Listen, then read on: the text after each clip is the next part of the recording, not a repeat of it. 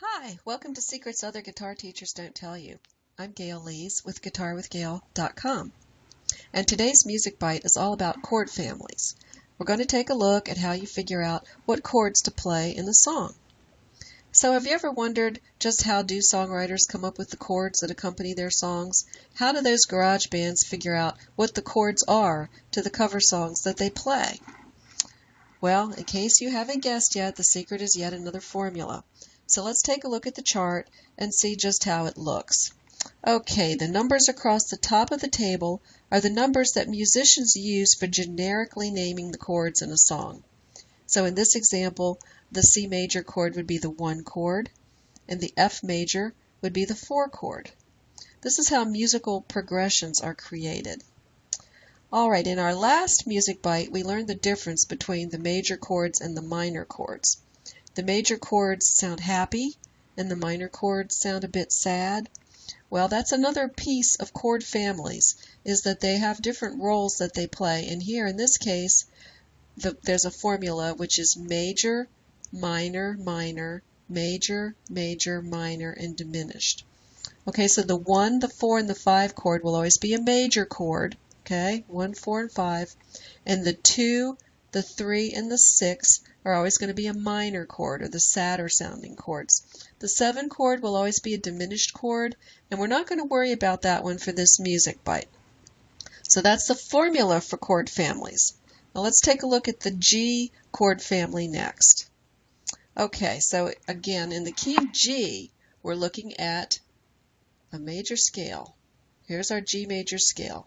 Before we had the key of C, we had a C scale. But now we're looking at a G scale, and that's why we've got this F sharp over here at the end, because the key of G does have that F sharp in there.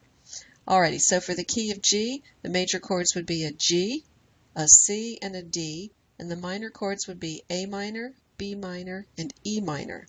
The formula works exactly the same for every key. The trick is that you need to figure out what key you like to sing in, and then get familiar with the chords in that key family.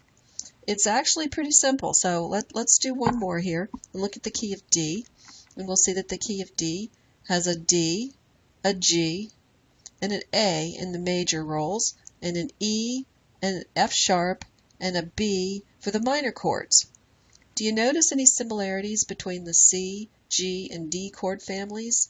You may have noticed that they sometimes share the same chords, like they're related. So the keys of C and G, they share a C major, a G major, an A minor, and an E minor. The keys of C and D share a G major and an E minor.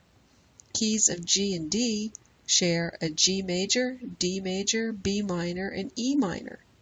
It looks like the G major chord and the E minor chord are closely related to all three chord families, but they change roles.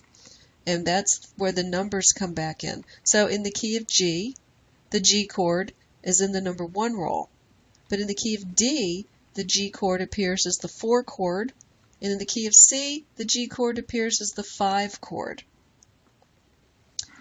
So what are these roles that I'm talking about? Well, as we mentioned earlier, musicians refer to these numbers when describing chord progressions. So, for example, I'm going to strum some chords to a typical rock or blues progression, which is called a 1-4-5 progression. And it's called that because we're going to be using the G chord, the C chord, and the D chord, but we're going to start with the G in the number 1 roll here. Okay, so it would sound something like this. Here's the 1 chord, here's the 4 chord, back to the 1, and here's the 5 chord, the D, going back to the G and the 1, now the C and the 4, the G, the D, and the G. So that's a 1-4-5 progression, okay? So, what chords would we use if we were going to perhaps play a 1-4-5 progression in the key of A? Well, we haven't done the key of A yet, so let's take a look and see if we can work that out right here on the screen. Okay, so in the key of A, we're going to have an A, a B, a C sharp, a D, an E, an F sharp, and a G sharp. And that's so that we can have our A major scale and complete the formula of whole step, half step, whole step, whole step, whole step, half step.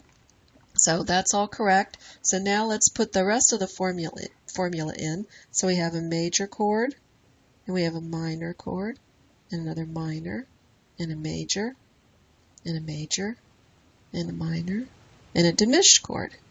There we go. So our 1 chord is going to be an A major, our 4 chord would be a D major, and our 5 chord would be an E major. So if I was going to play a 1-4-5 progression, those are the chords I would use, and it would sound very much like the other one we played, only now we're in a different key. So here's the 1, here's the 4, back to the 1, and here's the 5, the 1, the 4, the 1, the 5, the 1. Doesn't sound much different, does it? That's because we're sticking with the same formula, we're just in a different key. So if you find the key you like, you use this formula and you know what chords you're working with. Okay, that's it for this Music Bite number 3. I hope you've enjoyed exploring these secrets with me. And when you're ready to learn more secrets that other guitar teachers don't tell you, give me a call at 301-712-7832, or you can reach me through my website at www.guitarwithgail.com. Now, go play some music.